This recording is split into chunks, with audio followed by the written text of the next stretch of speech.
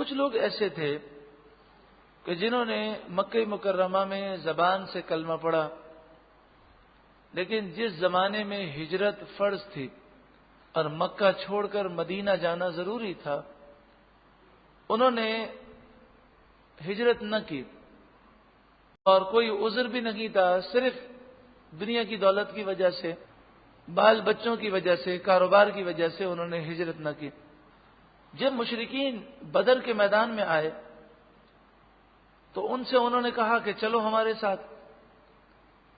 یہ کلمہ تو پڑھتے تھے مگر اپنے آپ کو مسلمان وہ ظاہر نہیں کرتے تھے ڈر کے مارے، تو وہ کافروں کے ساتھ آ گئے اور بدر کے میدان میں پہنچے، وہاں پر مسلمانوں کے ہاتھوں وہ مارے گئے۔ تو کفار کے ساتھ ان کا ہونا اور جو ہجرت فرض تھی اس ہجرت کو نہ کرنا، یہ ان کا اپنی جانوں پر ظلم کرنا تھا۔ یہ واقعہ بخاری شریف حدیث نمبر 4596 میں موجود ہے۔ تو اس پر یہ آیت کریمہ نازل ہوئی کہ جب یہ بدر کے میدان میں مارے گئے، ان الذین توفاہم الملائکہ، بے شک وہ لوگ کہ جنہیں فرشتوں نے موت دی۔ موت دینے والا کون ہے؟ اللہ۔ اور قرآن کیا کہہ رہا ہے؟ فرشتوں نے موت دی، تو یہ نسبت مجازی ہے، یعنی اللہ کے حکم سے فرشتوں نے موت دی، وہ اس کا ذریعہ ہے۔ جس طرح اگر کوئی کہے کہ فلاں اللہ کے ولی نے بیٹا دیا، تو بیٹا دینے والا کون ہے؟ اللہ۔ وہ اللہ کی عطا سے ذریعہ ہے کہ اس کی دعا کے صدقے میں اللہ نے بیٹا عطا فرمایا۔ ظالمی انفسہم، اس حال میں کہ وہ اپنی جان پر ظلم کرنے والے تھے۔ قالو، فرشتوں نے کہا، فیم کنتم، تم کاہے میں تھے، یعنی تم نے کافروں کا ساتھ کیوں دیا اور مسلمانوں کے مقابلے میں بدر کے میدان میں کیوں آئے، اور تم نے فرض ہجرت کیوں نہ کی؟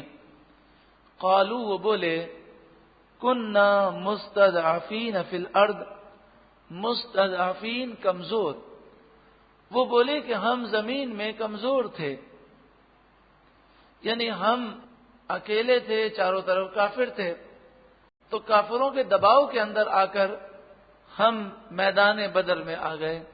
قالو، فرشتے بولے، الم تکن ارض اللہ واسعہ، کیا اللہ کی زمین کشادہ نہ تھی، فتہاجروا فیہا، کہ تم اس میں گھر بار چھوڑ کر ہجرت کر جاتے۔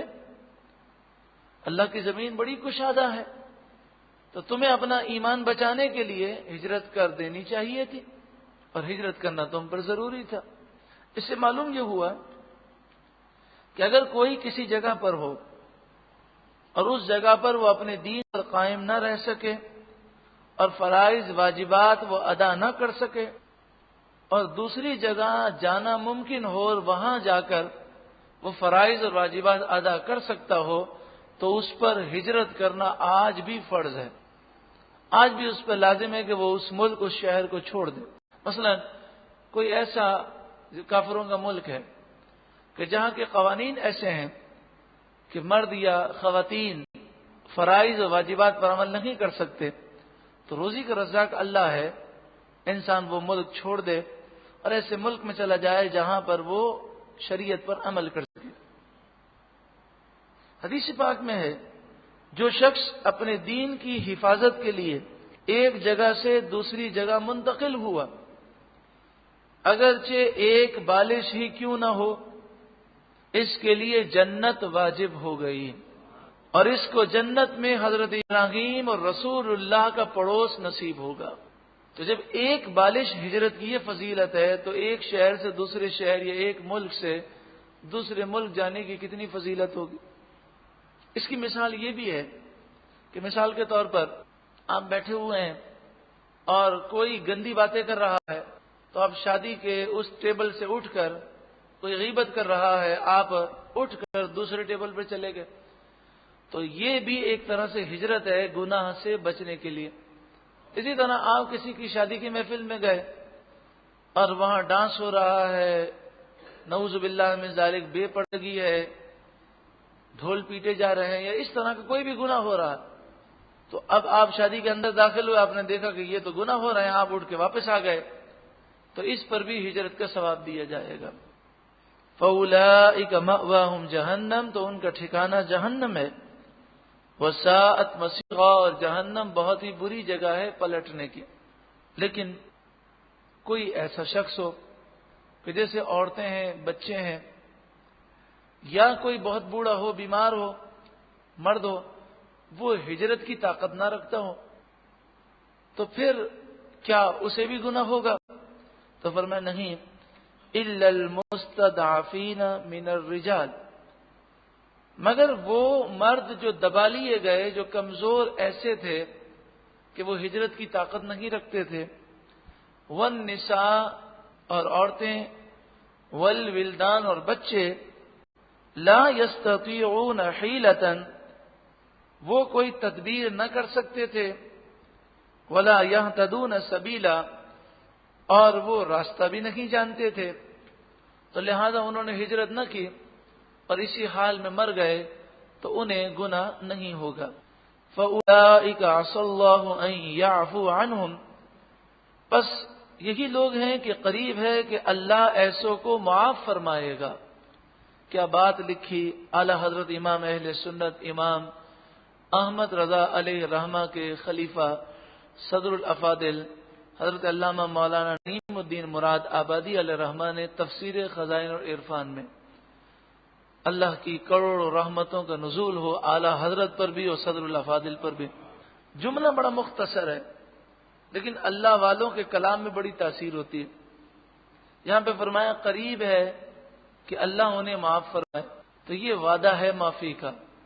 تو پھر اس کے تحت آپ لکھتے ہیں اللہ کریم ہے، اور کریم جو امید دلاتا ہے پوری کرتا ہے، اور یقیناً وہ معاف فرمائے گا۔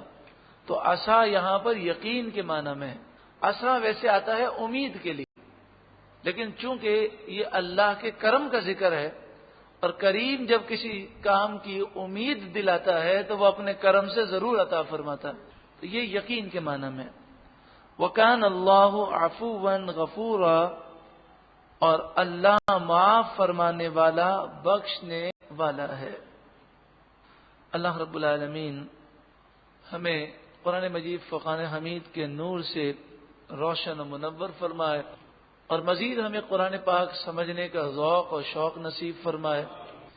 اس آیت کریمہ کا شان نزول اس طرح ہے کہ جب یہ قرآن مجید فرقان حمید میں آیتیں نازل ہوئیں، اور جس میں ان لوگوں کی مذمت کی گئی کہ جنہوں نے ہجرت نہیں کی، باوجود اس کے کہ ہجرت فرض تھی، اور پھر یہ کہا گیا کہ جو عورتیں ہیں، بچے ہیں، اور مردوں میں جو بوڑھے ہیں، کمزور ہیں، بیمار ہیں، جو ہجرت کرنے کی طاقت نہیں رکھتے، انہیں معاف ہے۔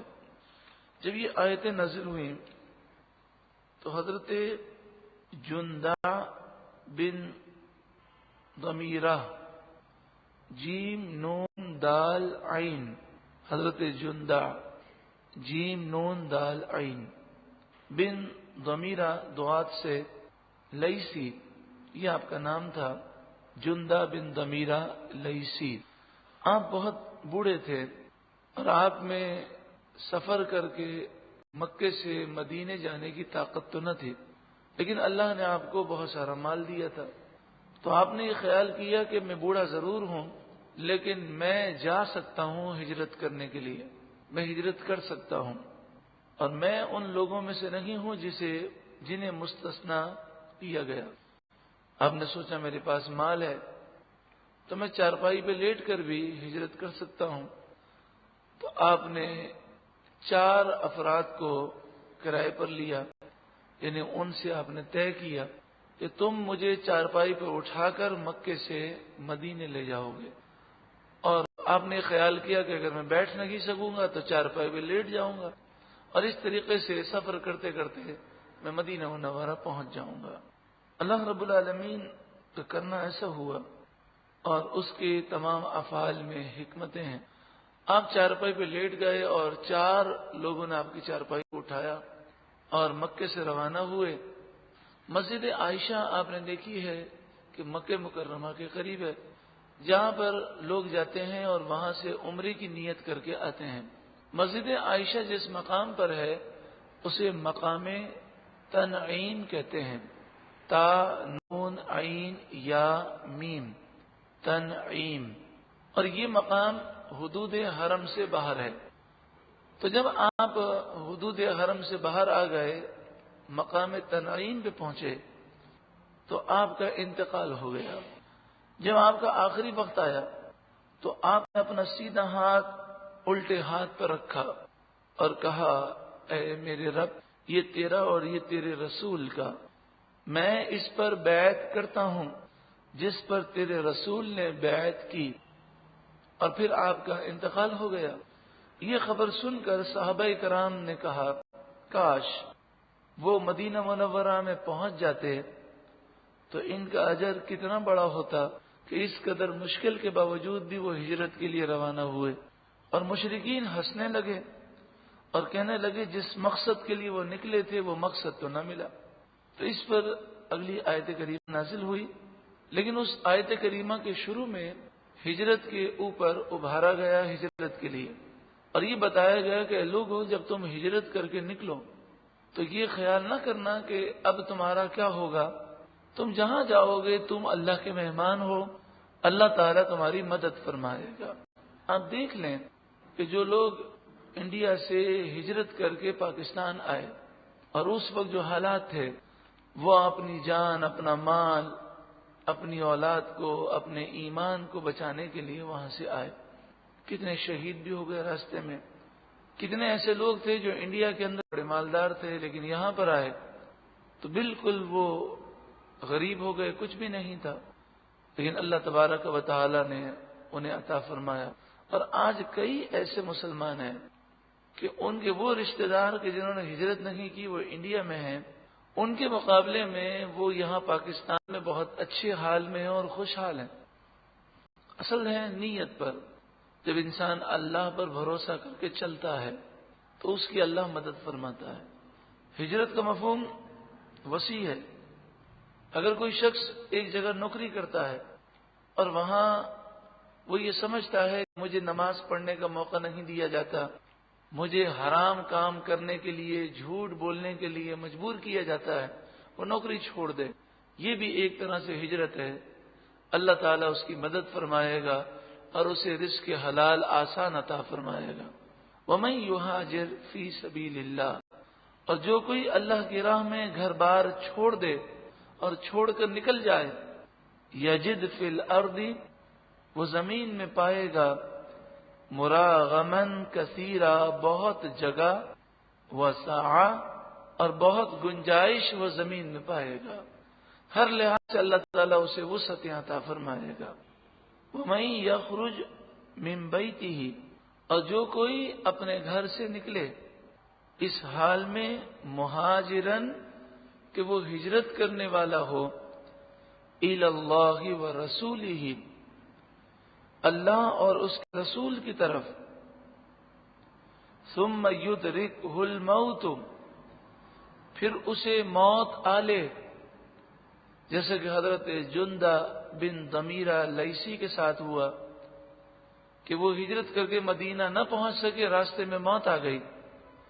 اسی طرح وہ کہ جو اپنا ایمان بچانے کے لیے انڈیا سے نکلے اور 1947 کے اندر وہ پاکستان پہنچنے سے پہلے ذبح کر دیے گئے، شہید کر دیے گئے۔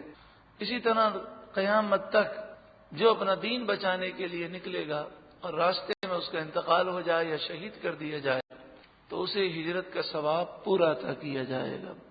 فقد وقع اجرہ علی اللہ، تو اس کا ثواب اللہ کے ذمہ کرم پر ہو گیا، یعنی اللہ نے اس کے ثواب کا وعدہ لے لیا، وعدہ کر لیا، اس نے وعدہ کیا ہے وہ اپنے فضل و کرم سے ثواب ضرور عطا فرمائے گا۔ وَكَانَ اللَّهُ غَفُورًا رَحِيمًا، اور اللہ بخشنے والا مہربان ہے۔ اس سے یہ معلوم ہوا جو کوئی نیکی کا ارادہ کرے اور کوشش بھی کرے لیکن اسے پورا نہ کر سکے تو انشاءاللہ اسے اس اس نیکی پر ثواب دیا جائے گا۔ جس طرح فرمایا گیا کہ کوئی حج کے لیے نکلے اور راستے میں انتقال کر جائے تو اسے حج کا بھی ثواب ملے گا، اور قیامت تک ہر سال حج کا ثواب دیا جائے گا۔ صاحب بحر شریعت اعلی حضرت امام اہل سنت کے خلیفہ صدر الشریعہ بدر الطریقہ حضرت علامہ مولانا مفتی امجد علی خان علیہ الرحمہ، جنہوں نے بحر شریعت کتاب 27 سال کے اندر بڑی تحقیق کے ساتھ لکھی اور امت پر بہت بڑا احسان کیا۔ آپ صدر الشریعہ حج کے لیے روانہ ہوئے تو جب آپ گھر سے نکلے تو آپ نے یہ دعا کی، اے اللہ یہ میری زندگی کا آخری حج نہ ہو، تو مجھے ہر سال حج عطا فرما، ہر سال حج نصیب فرما۔ راستے میں آپ کا انتقال ہو گیا اور آپ کو یہ فضیلت مل گئی کہ جو حج کے لیے نکلے اور وہ انتقال کر جائے تو اللہ تبارک و تعالی اسے ہر سال حج کی توفیق عطا فرماتا ہے۔ کوئی طلب علم کے لیے نکلے، جہاد کے لیے نکلے، حج کے لیے نکلے، مدینہ منورہ میں زیارت رسول کے لیے نکلے، زہد و قناعت کے لیے نکلے، رزق حلال کی طلب کے لیے نکلے، وطن کو ترک کرنے کے لیے نکلے، یعنی وہ تمام کام کرنے کے لیے نکلے اور اس کے لیے وطن کو چھوڑ دے، تو یہ ساری اللہ اور اس کے رسول کی طرف ہجرت ہے اور اس راہ میں مر جانے والا اجر پائے گا۔ یہاں پر ایک جملہ یاد رہے کہ ہم نے زیارت قبر رسول نہیں کہا بلکہ زیارت الرسول کہا، کیونکہ رسول اللہ کی قبر انور کی زیارت در حقیقت رسول اللہ کی زیارت ہے۔ جتنی بھی عربی کتابیں ہیں مستند اور پرانی، اور آج بھی پورے عرب میں جتنے بھی اہل سنت و جماعت سے تعلق رکھتے ہیں یا جتنے بھی کہہ لیجیے جو صحیح العقیدہ مسلمان ہیں، وہ جب بھی حج کی کتاب لکھتے ہیں تو وہ مدینہ منورہ کی زیارت میں یہ نہیں لکھتے زیارت قبر رسول، بلکہ کہتے ہیں زیارت الرسول۔ اور یہی طریقہ صحابہ کرام کا تھا۔ ہمارے ایک استاد محترم ہیں، اللہ انہیں دراز عمر بالخیر عطا فرما، آپ ایک دن فرمانے لگے، اسی سال انہیں رمضان المبارک میں مدینہ منورہ کی حاضری نصیب ہوئی، تو آپ نے فرمایا کہ رمضان المبارک میں مجھے ایک پنجاب کے بزرگ ملے اور انہوں نے مجھے 2 باتیں بتائیں۔ انہوں نے کہا کہ 1991 میں 1991 میں پہلی مرتبہ رسول اللہ کے دربار میں حاضر ہوا۔ میرے دل میں یہ خواہش پیدا ہوئی کہ میں سنہری جالیوں کے سامنے کھڑا ہو کر مصطفیٰ جان رحمت پہ لاکھوں سلام پڑھوں۔ تو میں نے حضور کی بارگاہ میں عرض کی کہ یا رسول اللہ مجھے سلام پڑھنے کی اجازت دیجیے، اور یہ بات یاد رکھیں کہ جب رسول اللہ کا کرم ہو جاتا ہے تو پھر دنیا کی کوئی طاقت روک نہیں سکتی۔ تو انہوں نے یہ عرض کی، کہتے ہیں میں ریاض الجنہ میں حاضر تھا کہ پیچھے سے ایک بزرگ آئے، بڑی نورانی شخصیت تھی، مجھے کہنے لگے چلو حضور کی بارگاہ میں اور مصطفیٰ جان رحمت پہ لاکھوں سلام سنو۔ کہتے میں حاضر ہوا۔ اس زمانے میں سختی بہت زیادہ تھی، آج کل جو سختیاں ہیں بد عقیدہ لوگوں کی طرف سے، بد مذہب اور اہل بدعت کی طرف سے جو آج سختیاں ہیں اس زمانے میں بہت زیادہ تھیں۔ اور اس زمانے میں رمضان المبارک میں عمرہ کرنے کا اتنا رجحان بھی نہیں تھا، لوگ بھی کم ہوتے تھے، اور جب لوگ کم ہوتے ہیں تو ان کی سختیاں زیادہ ہوتی ہیں۔ تو کہتے ہیں میں حضور کی بارگاہ میں حاضر ہوا اور مصطفیٰ جان رحمت پہ لاکھوں سلام دھیمی دھیمی آواز میں میں نے پڑھنا شروع کیا۔ بس میرا کیا پڑھنا تھا کہ جتنے لوگ حاضر تھے سب پڑھنے لگے، بلکہ ریاض الجنہ میں جو موجود تھے وہ بھی کھڑے ہو کر اسے دہرانے لگے، جو عربی اردو نہیں جانتے تھے وہ بھی پڑھنے لگے۔ میں نے دیکھا سبھی پڑھ رہے ہیں، کوئی روکنے والا نہیں۔ بڑی رقت طاری ہوئی، میں بہت رویا اور پھر مکمل کیا، پھر رو رو کر حاضری دی، دعائیں مانگی، اور جب میں نکلنے لگا تو وہی بزرگ میرے کندھے پر ہاتھ رکھتے ہیں اور کہتے ہیں مبارک ہو، رسول اللہ نے تمہارا سلام قبول کر لیا۔ کہتے دوسرے دن میرے ساتھ یہ واقعہ ہوا کہ جنت البقیع اور رسول اللہ کے روضہ اقدس کے درمیان جو صحن ہے، جسے حاضری نصیب ہوئی ہے وہ تو یہ جگہ سمجھ گئے ہوں گے کہ جنت البقیع اور سبز گنبد کے درمیان جو صحن ہے، تو کہتے ہیں وہاں میں بیٹھا تھا اور میرا منہ قبلے کی طرف تھا، سیدھی طرف سبز گنبد تھا رسول اللہ کا روضہ اور الٹی طرف جنت البقیع تھا۔ میرا منہ جو ہے وہ قبلے کی طرف. دلائل الخیرات شریف میں پڑھ رہا تھا. اس واقعے سے دلائل الخیرات شریف کی اہمیت بھی آپ کے ذہنوں میں اجاگر ہوگی. اللہ ہمیں بھی دلائل الخیرات شریف پڑھنے کی توفیق عطا فرمائے کہ جو دلائل الخیرات شریف کا پابند ہوتا ہے اسے زندگی میں کئی مرتبہ رسول اللہ کی حاضری نصیب ہوتی ہے. تو وہ کہتے ہیں میں دلائل الخیرات شریف پڑھ رہا تھا اور تھوڑی آواز سے پڑھ رہا تھا اور انداز ایسا تھا جیسے قرآن کی تلاوت کا انداز ہوتا ہے. یعنی جس طرح ذوق سے ہم قرآن پڑھتے ہیں تو کہنے لگے میں درود پاک اس طرح ذوق اور شوق سے پڑھ رہا تھا. ایک اور بزرگ آئے اتنے نورانی کہ میں نے زندگی میں اتنے نورانی بزرگ نہ دیکھے. وہ آ کر مجھے عربی میں کہنے لگے کیا تم دلائل الخیرات شریف پڑھ رہے ہو؟ میں نے عرض کی ہاں. تو وہ بیٹھ گئے جلوہ افروز ہوئے, مجھے کہا کہ سناؤ. وہ کہتے ہیں کہ میں نے سنانا شروع کیا. کافی دیر تک وہ سنتے رہے اور جب ایک حزب مکمل ہو گیا. دلائل الخیرات شریف کی تقسیم اس طرح ہے کہ 7 دن میں 7 حزب پڑھنے ہیں اور الگ الگ اس کی منزلیں مقرر ہیں کہ یہاں سے یہاں تک فلاں دن پڑھنا ہے, یہاں سے یہاں تک فلاں دن. وہ کہتے ہیں ایک حزب مکمل ہوا تو وہ مجھے کہتے ہیں ماشاء اللہ مبارک ہو مبارک ہو. میرے دل میں خواہش پیدا ہوئی کہ پہلی دفعہ بڑی مشکل سے رسول اللہ کی بارگاہ میں حاضر ہوا ہوں, پھر حاضری نصیب ہو. تو کہتے ہیں میں نے عربی میں ان سے کہا کہ دعا کریں کہ اللہ تعالیٰ مجھے پھر حاضری نصیب کرے. یہ بزرگان دین کا طریقہ ہے کہ کسی نے دعا کا کہا تو اسی وقت وہ دعا فرما دیتے ہیں اور بعض اوقات وہ بڑے ذوق سے دعا کرتے ہیں. تو کہتے ہیں میں نے جب یہ کہا تو مجھے کہا ہاتھ اٹھاؤ ابھی دعا کرتے ہیں, اور انہوں نے عربی میں کہا اور عربی میں دعا شروع کی. دعا کے الفاظ یہ تھے اللہم شرف اخی زیارت الرسول. زیارت قبر الرسول نہیں, زیارت الرسول. اے اللہ تو میرے بھائی کو رسول اللہ کی زیارت نصیب فرما. مرتن ثم مرتن ثم مرتن ثم مرتن ثم مرتن, بار بار بار بار بار بار بار بار. وہ کہتے ہیں انہوں نے تکرار شروع کی ثم مرتن ثم مرتن ثم مرتن, پھر کھڑے ہو گئے اور ثم ثم ثم کہتے ہوئے وہ بقی کی طرف روانہ ہوئے. کہتے ہیں لوگ جا رہے تھے, لوگ بیچ میں آ گئے, پھر میں دیکھ نہ سکا کہ وہ کس طرف مڑے. کہتے ہیں کہ میں وہاں سے اٹھ کر اپنی ہوٹل کی طرف جا رہا تھا تو وہی بزرگ کہ جنہوں نے مجھ سے کہا تھا کہ مصطفیٰ جان رحمت پہ لاکھوں سلام پڑھ کے سناؤ, یہ مقبول سلام ہے. کہتے ہیں وہی بزرگ مجھے ملے اور کہنے لگے آج کیا دیکھا؟ تو میں نے کہا حضرت آج تو بڑا عجیب منظر دیکھا اور اس طرح ہوا. تو فرمایا کہ وہ تمہیں پتا ہے کہاں چلے گئے؟ میں نے کہا نہیں معلوم. وہ بقی کی طرف گئے اور پھر لوگ جو ہیں بیچ میں آ گئے, مجھے نظر نہیں آئے. فرمایا وہ صحابی رسول تھے, جنت البقیع سے دلائل الخیرات شریف سننے کے لیے آئے تھے. اور پھر جب صحابی رسول دعا دے دیں تو پھر کیسا کرم ہوتا ہے. انہوں نے ہمارے استاد محترم کو یہ فرمایا کہ 1991 میں میری پہلی حاضری تھی اور آج رمضان المبارک میں اس سال کہتے ہیں رمضان المبارک میں میری حاضری جو ہے وہ 60ویں ہے, 60. اور کہا میرا بڑا بھائی یا چھوٹے بھائی کے متعلق کہا کہ اس کے پاس بہت مال ہے لیکن باوجود کوشش کے وہ 2 یا 3 دفعہ سے زائد نہیں آ سکا, لیکن یہ ان کی دعا ہے. اور انہوں نے جو فرمایا تھا سما سما سما بار بار بار بار بار بار, تو کہا کہ وہ بار بار ابھی تک مکمل ہی نہیں ہوا اور الحمدللہ بار بار حاضری نصیب ہو رہی. تو بات یہ چلی تھی زیارت الرسول کے لیے گھر بار چھوڑ کے نکلنا یہ بھی اللہ اور اس کے رسول کی طرف ہجرت ہے.